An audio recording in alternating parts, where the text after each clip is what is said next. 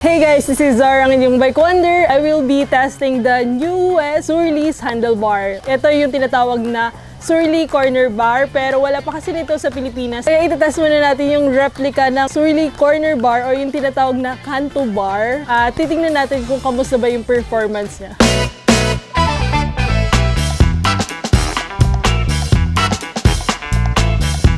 Ang dami nagtatanong sa akin kung ano ba yung handlebar na ginagamit ko at kamusta ba yung performance niya sa long ride, kung komportable ba siya, kung mas okay ba siya sa loop bar. Sagutin natin ang lahat ng yan kasi tinest ride ko na siya. Papakita ko rin sa inyo kung paano ko in-install tong handlebar na to. Ano ba tong corner bar at sure na bago siya sa pandinig nating lahat. Ang corner bar ay para sa mga naka-mountain bike na gustong lumipat sa gravel setup pero hindi nila magawa kasi ang daming kailangang paltan. Kapag i-convert mo, usually kailangan mo pa magpalit ng shifter, brake levers, and even new derailleur. Kaya nakaisip si Surly kung paano niya to gagawa ng paraan. Naimbento nila tong Surly Corner Bar na hindi mo na kinakailangan pa magpalit ng shifter, brake, at new derailleur. Yon, yung naisip ni Surly at ito nga is yung gawa lang sa Pilipinas pero almost same pa lang naman. Later i-explain ko yung difference nila. So first of all, why would you consider shifting to corner bar? Perfect tong corner bar para sa mga gustong ma-experience yung draft bar feels pero gusto pa rin ma-experience yung mountain bike feels. Ano daw? Yung kung gusto ba ng feeling ng drop bar pero gusto ba rin maranasan yung nagagawa ng hand position sa mountain bike. Para siya sa mga nag-ride on-road at mga nag-ride din off-road. So para mas mapadali at mas makamura, ito yung na-invento ni Surly. Kasi mas aggressive feel siya at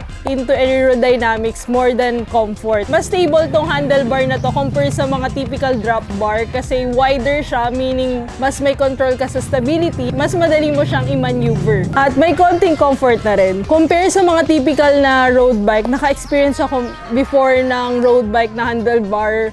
Sobrang hirap niya in-maneuver nung first time kong gumamit. Hindi ako makaliko. Tapos, nung natry ko tong corner bar, first time ko matry, sabi ko, bakit parang ang dali lang niya i-maneuver, sobrang stable niya. Yun pala because sobrang wide niya compared sa mga typical na road bike na drop bar. Yung purpose nito, kaya binild nila to is para meron kang stability kapag mag-ride ka sa mga off-road at sa mga single track na rin. Habang ini-install namin tong corner bar, ang dami kong na-experience na weird. Dahil nga nilipat natin ang angle ng shifter at brakes, naging dito ang posisyon ng mga cable wires ko. Since stainless ito, tinakpan na lang muna namin ng electric tape ang ibang parts para matakluban ito ng kulay itim. Weird ba? Kinakailangan ko mag-rebleed kasi nag-iba pala yung angle nung brake. So kapag nag-iba, uubusan ka ng mineral oil, kaya kailangan mo talaga i-rebleed. According sa binilhan ko nitong handlebar, possible daw na hindi pwede yung ibang brakes kasi baka may chance na hindi maitulak yung mineral oil kasi nag-iiba na nga ng angle. Parang clamp type brakes daw, parang negative siya ilagay. So mas compatible talaga siya if Shimano yung gagamitin mo. If you're into style, ang ganda yung tingnan kapag lahat siya naka-grip, pero I think hindi siya komportable. Sobrang good choice na ginawa ko is naglagay ako ng grip kasi nga sobrang komportable niya.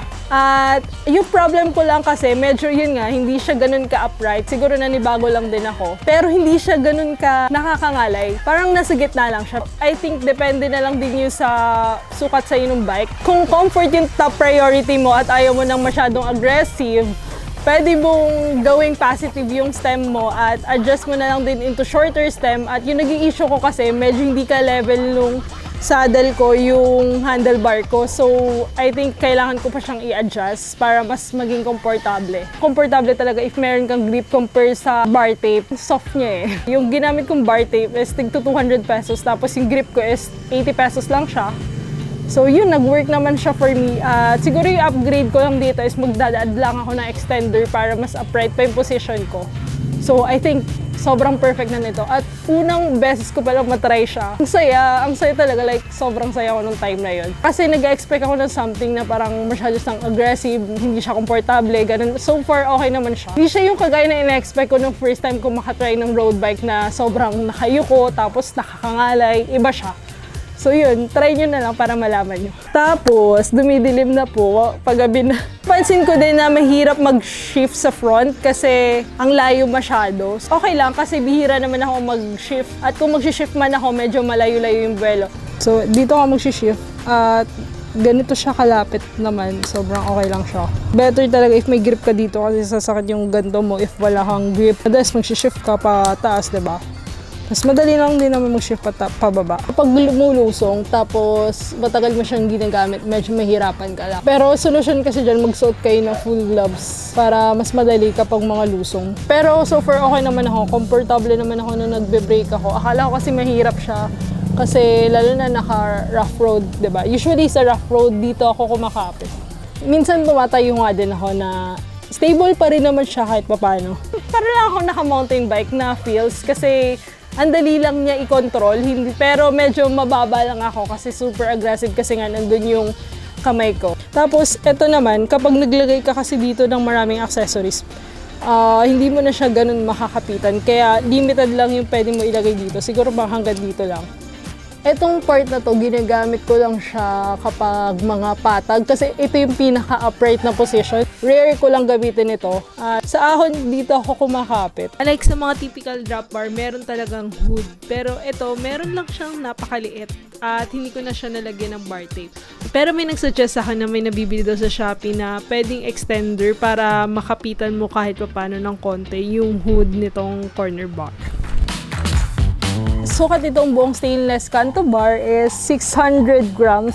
Compared dun sa steel ng Surly, it's around 700 grams. So 100 grams difference din kasi syempre steel siya.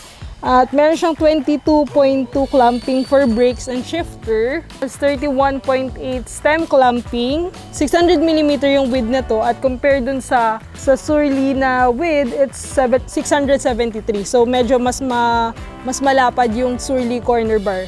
Meron din tong 25 degrees flare drops. TIG welds for more stick. So ang napansin ko lang dito, medyo ang hirap lang dayain ng stainless na silver. Better if makakakuha kayo ng ED-coated na, though gumagawa naman na sila. Dinagyan ko na lang siya ng mga electric tape para matago natin yung silver.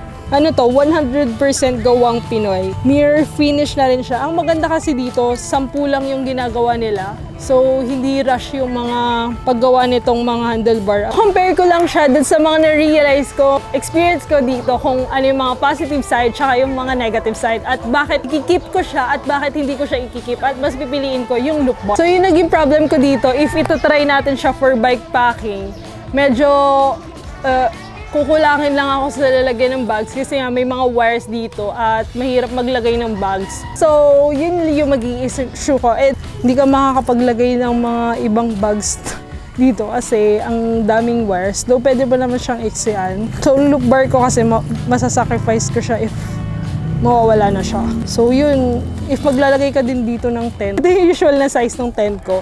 Unfortunately, hindi siya kasya. I don't think I can recommend this for bike packing. Siguro better if maglagay na lang kayo ng rack. So perfect siya sa mga naka-rack setup na. So yun lang. Trinay ko din palang ilagay itong camera bag ko na sobrang okay naman sa loop bar bag ko before. Medyo tumatama lang yung tuhod ko pag tumitipa dito.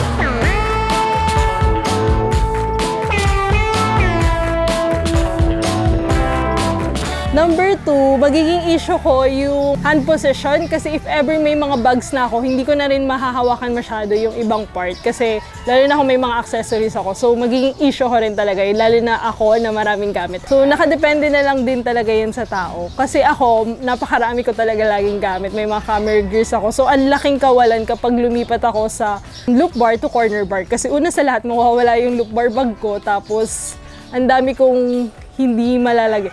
Yan, ang daming mga space na kailangan ko pero kailangan ko siyang hawakan. Para kanino ba tong corner bar? Para sa mga taong naiiwan at hindi makahabol sa mga kaibigan niya. Yung into speed pero naka-mountain bike. If you're more into speed rather than comfort, I would highly recommend this. But I am not into aggressive pero meron pa rin konting comfort. Perfect din siya sa mga tuturing pero hindi ganun karami yung gamit na kagaya ko. So, for sure sa mga packlighter tourer, Ang conclusion ko is sobrang stable niya na hindi ko na-expect na ganun siya ka-stable, na madali lang siya i-maneuver at hindi siya ganun nakakangala. Actually, na-expect ko nga sumakit yung likod ko ngayon pero hindi naman siya sumakit. Depende na lang yun, adjust lang din. But don't expect na sobrang comfortable yan like the loop bar kasi it's different. Kasi yung purpose nga nitong handlebar na to is more aggressive than comfort. But si loop bar is more comfort than aggressive kasi sa loop bar mas upright ka and for this mas aggressive ka. So depende na lang talaga sa'yo kung anong pipiliin mo. But when you arrived, that presence felt. So, depende na lang talaga sa'yo kung anong pipiliin mo, kung mas into aerodynamics ka ba or mas into comfort ka. So, yun lang naman yung ano ko. And conclusion ko, I will keep the loop bar because may paparating kasi akong drop bar so medyo redundant na siya. Masaya naman ako pero yun nga, redundant na siya for me at nakukulangan kasi ako sa lalagyan ko ng gamit. Ayun. If you want to purchase this handlebar, meron akong link sa description below at mabibili niyo siya sa Shopee for 1,750 pesos. Once again, this is Zara, ang inyong bike wonder and I hope to see you on my next adventure. So ayun na nga, nagpaplano na ako ng pupuntahan ko. Wala pa ako pupuntahan. Bye! Bye! Kapag hindi na maandar, ang saya ng off-road. Ganito pala. Grabe, kaya pala parang hindi na ako umaandar kasi punong-puno pa na pala ng putik yung gulong ko. Grabe. Ayan po. Ay, kapal. Project yan. Ako sa putik. Anong karambulo? Ay, kain ko, kalagi. Tara na. Ito na po ang aming gulong as of now. Para pang friend. Let's go! Oh my gosh.